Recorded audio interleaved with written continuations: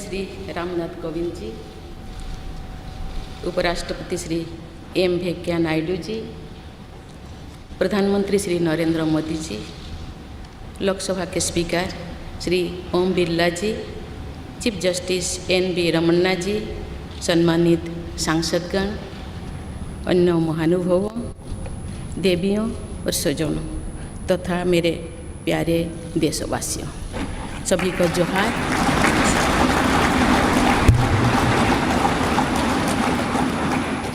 भारत के सर्वोच्च संवैधानिक पद पर निर्वाचित करने के लिए मैं सभी सांसदों और सभी विधानसभा सदस्यों का हार्दिक आभार व्यक्त करती हूँ। आपका मत देश के करोड़ों नागरिकों के विश्वास की अभिव्यक्ति है।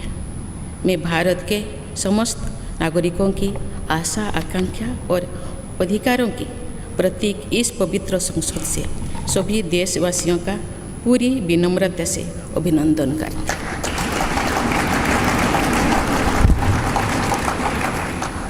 आपकी आत्मीयता, आपका विश्वास और आपका सहयोग मेरे लिए इस नए दायित्व का निभाने में मेरी बहुत बड़ी ताकत रहेगी। मुझे राष्ट्रपति के रूप में देश ने एक ऐसे महत्वपूर्ण कालखंड में चुना है जब हम अपनी आज़ादी का अमृत महोत्सव मना रहे हैं।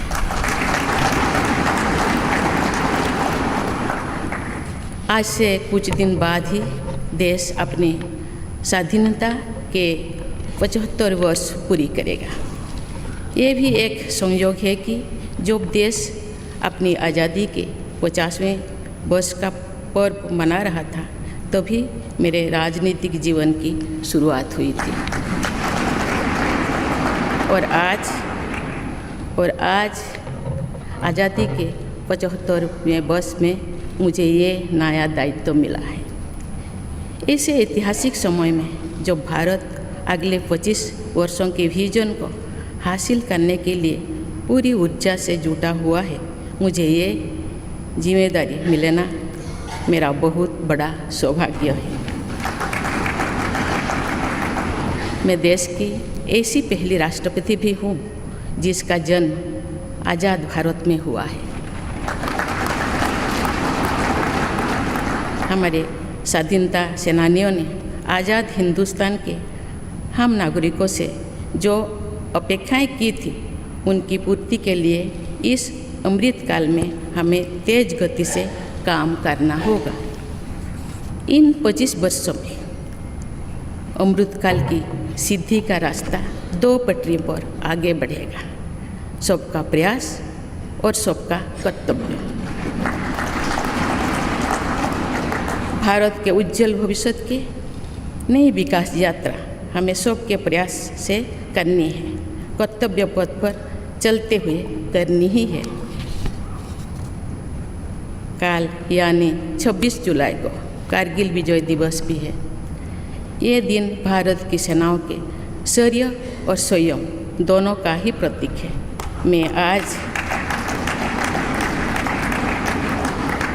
मैं आज देश की सेनाओं को तथा देश के समस्त नागरिकों को कारगिल विजय दिवस की अग्रिम शुभकामनाएं देती हूँ।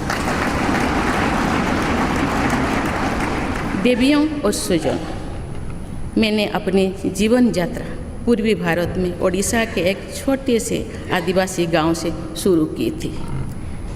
मैं जिस पृष्ठभूमि से आती हूँ वहाँ मेरे लिए प्रारंभिक शिक्षा प्राप्त करना भी एक सपने जैसा ही था, लेकिन अनेक बाधाओं के बावजूद मेरा संकल्प दृढ़ रहा और मैं कॉलेज जाने वाली अपने गांव की पहली बेटी थी।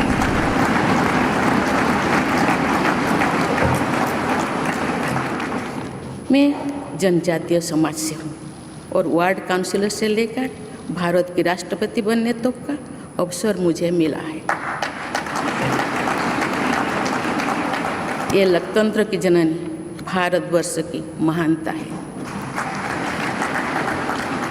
ये हमारे लोकतंत्र की ही शक्ति है कि उसमें एक गरीब घर के पैदा होने बेटी दूर सुदूर आदिवासी क्षेत्र में पैदा हुई बेटी भारत के सर्वोच्च संवैधानिक पद तक पहुंच सकती है। राष्ट्रपति के पद पहुंचना मेरी व्यक्तिगत उपलब्धि नहीं है, ये भारत की प्रत्येक गरीब की उपलब्धि है। मेरा निर्वाचन इस बात का सबूत है कि भारत में गरीब सपने भी देख सकता है और उन्हें पूरा भी कर सकता है।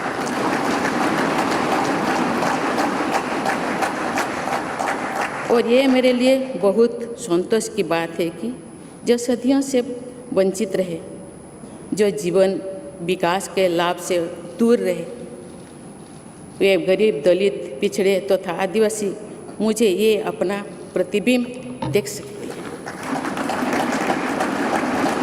मेरे इस निर्वाचन में देश के गरीब व का आशीर्वाद शामिल है।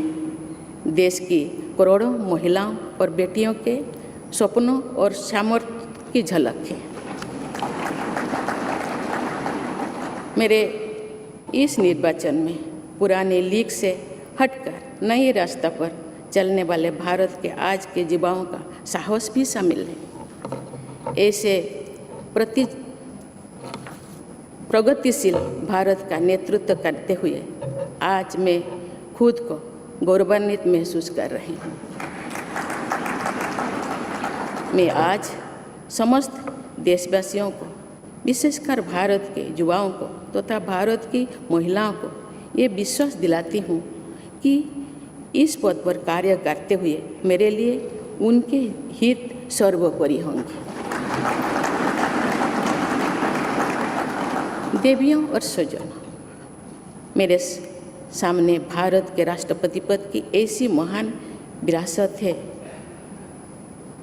जिसने विश्व में भारतीय लोकतंत्र की प्रतिष्ठा का निरंतर मजबूत किया है। देश के प्रथम राष्ट्रपति डॉक्टर राजेंद्र प्रसाद से लेकर श्री रामनाथ कोविंद जी तक अनेक विभूतियों ने इस पद को सुशोभित किया है। इस पद के साथ साथ देश ने इस महान परंपरा के प्रतिनिधित्व का दायित्व भी मुझे सौंपा है। संविधान के आलोक में मैं पूरी निष्ठा से अपने कर्तव्यों का निर्वहन करूंगी। मेरे लिए भारत के लोकतांत्रिक सांस्कृतिक आदर्श और सभी देशवासी हमेशा मेरे ऊर्जा के स्रोत रहेंगे। देवियों और स्वजनों, हमारे संवैधानिक संग्राम में, स्वाधीनता संग्राम में एक राष्ट्र के तौर पर भारत की नई यात्रा की रूपरेखा तैयार की है। हमारा स्वाधीनता संग्राम उन संघर्षों और बलिदानों की अविरल धारा है जिसने आज़ाद भारत के लिए कितनी ही आदर्शों और संभावनाओं की सिंचा था। पूज्य बापू ने हमें स्वराज, स्वदेशी, स्वच्छता और सत्याग्रह द्वारा भारत के सांस्कृतिक आदर्शों की स्थापना का मार्ग दिखाया था। नेताजी सुभाष चंद्र बोस, नेहरू जी, सरदार पटेल, बाबा साहेब अम्बेडकर, भगत सिंह, सुखदेव, राजगुरु, चंद्रशेखर आज़ाद जैसे अनगिनत स्वाधीनता सेनानियों ने हमें राष्ट्र के स्वाभिमान को सर्वोपरि रखने की शिक्षा दी थी।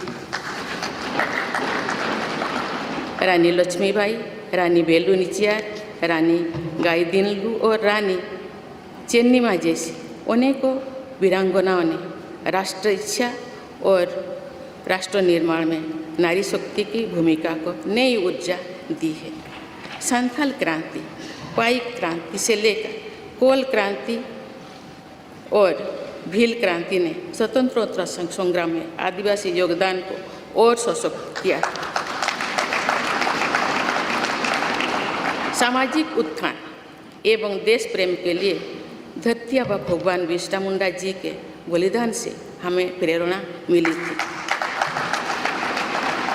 मुझे खुशी है कि आज़ादी की लड़ाई में जनजातीय समुदाय के योगदान को समर्पित अनेक म्यूजियम देश भर में बनवाया जा रहा है। देवियों और स्वजनों, एक संसदीय लोकतंत्र के रूप में 75 वर्ष में भारत ने प्रगति के संकल्प को सहभागिता एवं सर्वसम्मति से आगे बढ़ाया है। विविधताओं से भरे अपने देश में हम अनेक भाषा, धर्म, संप्रदाय, खान पान, रहन सहन, रीति रिवाजों का अपनाते हुए एक भारत श्रेष्ठ भारत के निर्माण में सक्रिय है। आज़ादी के 75वें वर्ष के अवसर पर आया है अमृतकाल। भारत के लिए नए संकल्पों का कालखंड है। आज मैं इस नए युग के स्वागत में अपने देश को नई सोच के साथ तत्पर और तैयार देख रही हूँ। भारत और हर क्षेत्र में विकास का नया अध्याय जोड़ रहा है। कोरोना महामारी के वैश्विक संकट का सामना करने में भारत ने जिस तरह का सामर्थ्य दिखाया है, उसने पूरे विश्व में भारत की साख बढ़ाया है।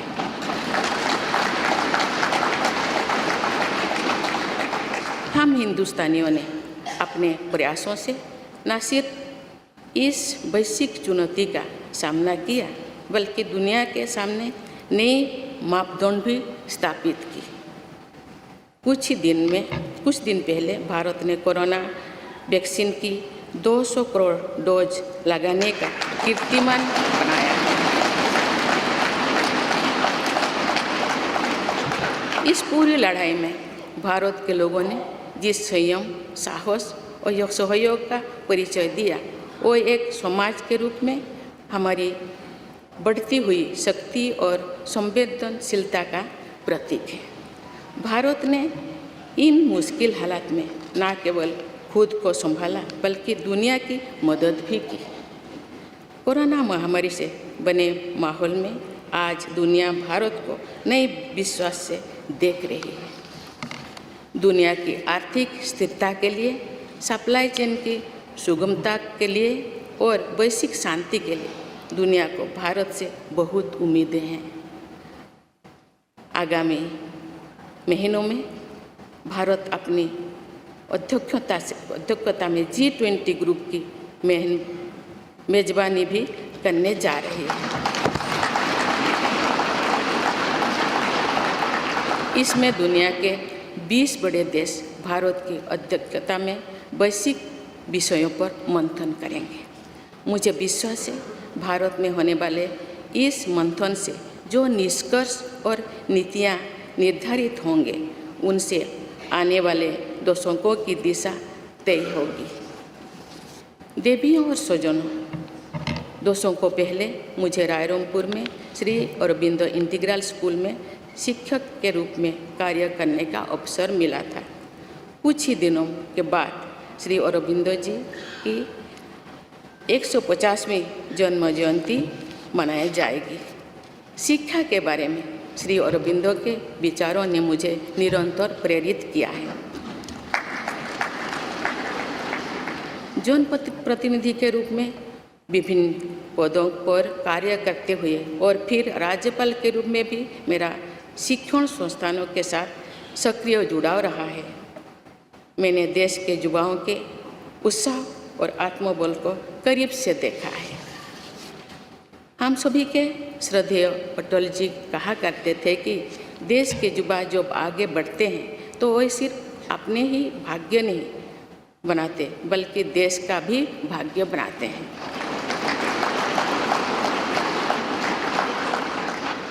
आज हम इसे सोच होते देख रहे हैं।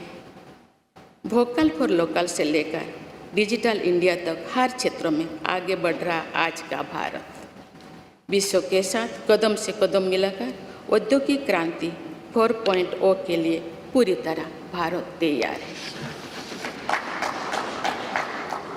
रिकॉर्ड संख्या में बन रहे स्टार्टअप्स में नए इनोवेशंस में दूर सुदूर क्षेत्रों में डिजिटल टेक्नोलॉजी की स्वीकार्यता में भारत के युवाओं की बड़ी भूमिका है।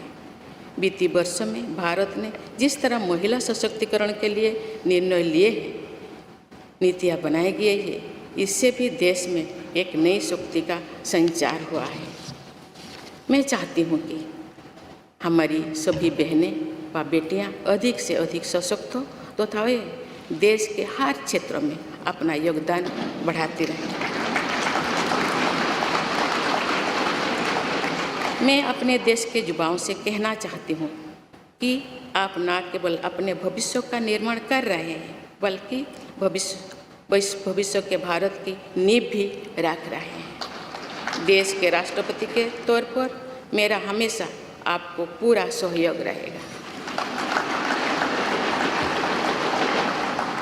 देवियों और सूर्यों, विकास और प्रगतिशीलता का अर्थ निरंतर आगे बढ़ना होता है, लेकिन साथ ही अपने अतीत का ज्ञान भी उतना ही आवश्यक है।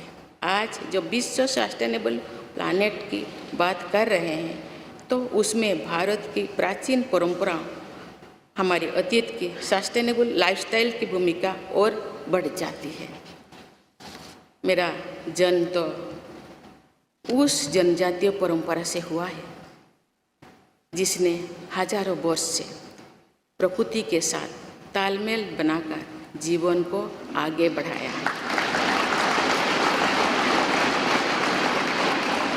मैंने जंगल और जलाशयों के महत्व को अपने जीवन में महसूस किया है। हम प्रकृति से जरूरी संसाधन लेते हैं और उतनी ही श्रद्धा से प्रकृति से सेवा भी करते हैं। यहाँ संवेदनशीलता का आज वैश्विक अनिवार्यता बन गया है। मुझे इस बात की प्रसन्नता है कि भारत पर्यावरण संरक्षण के क्षेत्र में विश्व का मार्गदर्शक बन रहा है। देवियों और स्वजन, मैंने अपने अब तक के जीवन में जन सेवा में ही जीवन की सार्थकता को अनुभव किया है।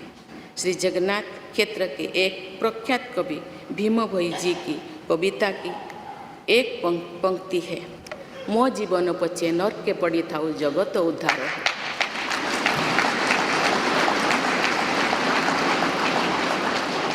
अर्थात अपने जीवन के हित और हित से बड़ा जगत कल्याण के लिए कार्य करना होता है। जगत कल्याण की इसी भावना के साथ मैं आप सब के विश्वास पर खरा उतरने के लिए पूरी निष्ठा व लगन से काम करने के लिए सदैव तत्पर रहूँगी। आइए हम सभी एकजुट होकर समर्पित भाव से कर्तव्य पथ पर आगे बढ़े तथा वैभवशाली व आत्मनिर्भर भारत का निर्माण करें। धन्यवाद। जय हिंद।